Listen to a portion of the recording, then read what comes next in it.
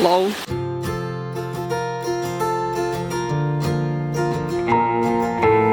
Hello there, I'm your friendly neighborhood fangirl and I adore the representation in She-Ra and the Princesses of Power.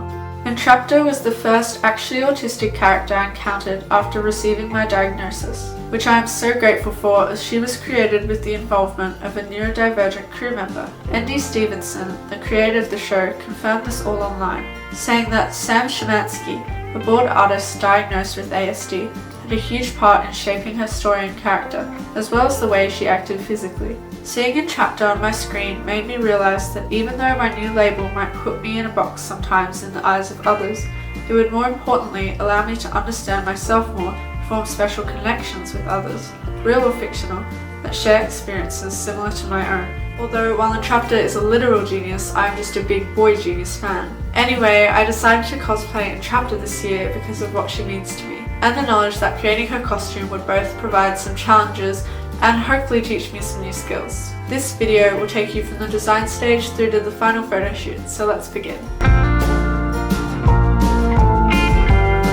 After rewatching all 5 seasons of She-Ra, for my design stage I just compiled a simple cosplay checklist that included her original costume design as well as some specific items I knew I would either have to buy new or create myself. This plain white singlet cost me $2 secondhand and I used a black permanent marker to add the stains just below the neckline. My mother found this purple long sleeve shirt for $4 secondhand. I forgot to take a photo of its original state, but as you can see, I cut most of it off and hemmed those edges so it looked more like Entrapta's. The overalls were a much longer process. After discovering that purple overalls are quite impossible to find, I spent $9 on a pair of black secondhand pants, $6 on purple fabric, and $3.60 on lilac fabric to sew them myself. Starting with the hexagonal patches, I drew and cut a pattern that measured 26.3 centimeters long and, at its middle, 12.3 centimeters wide. Cut 2 pieces out of the purple fabric, hemmed them and hand sewed them onto the sides of the pants.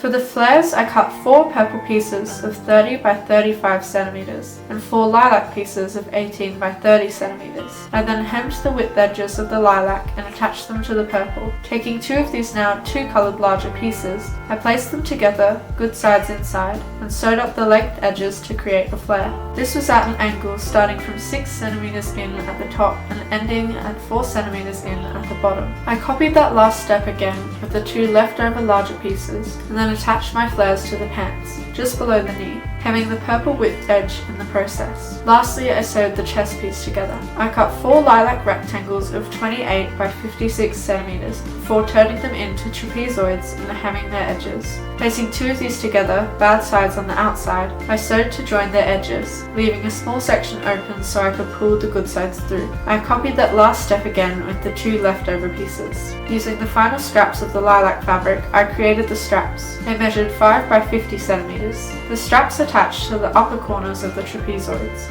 and then I completed the overalls by sewing the lower edge onto the pants.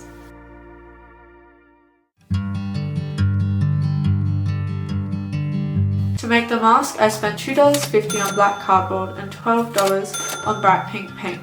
I cut the cardboard into a rectangle of 18 by 22 centimeters before cutting the corners of the bottom edge in at an angle of 7 centimeters. Sketching the outlines of the eyes in pencil, which measured 6.5 centimeters wide, I then painted 5 coats of pink in a spiral style to fill them across a couple of days. The cardboard attached quite easily with the help of hot glue to this headband that I already had at home.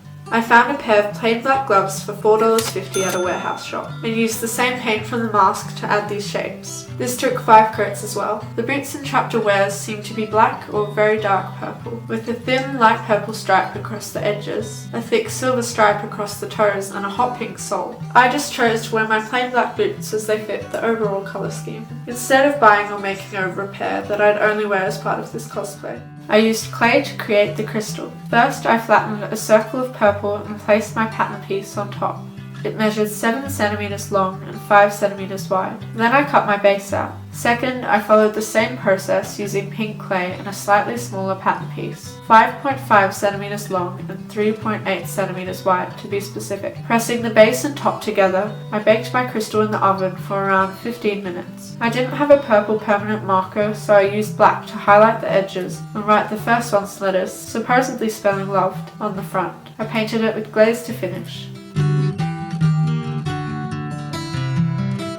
Entrapta's hair is an essential part of not only her costume design but her character. She often uses it as extra limbs, arms for working or legs for walking. For this reason, I allowed myself to spend $50 on this wig, which I had to order online. It has 2 attachable ponytails which see it somewhat recreate Entrapta's hairstyle. For the makeup, I used primer, concealer, mascara, various shades of pink and purple eyeshadow, and glitter which I rolled across my nose and cheeks. And that's every part of my Entrapta cosplay explained. One bright October morning, my support worker and I drove to a small waterfall I had been to before as a child.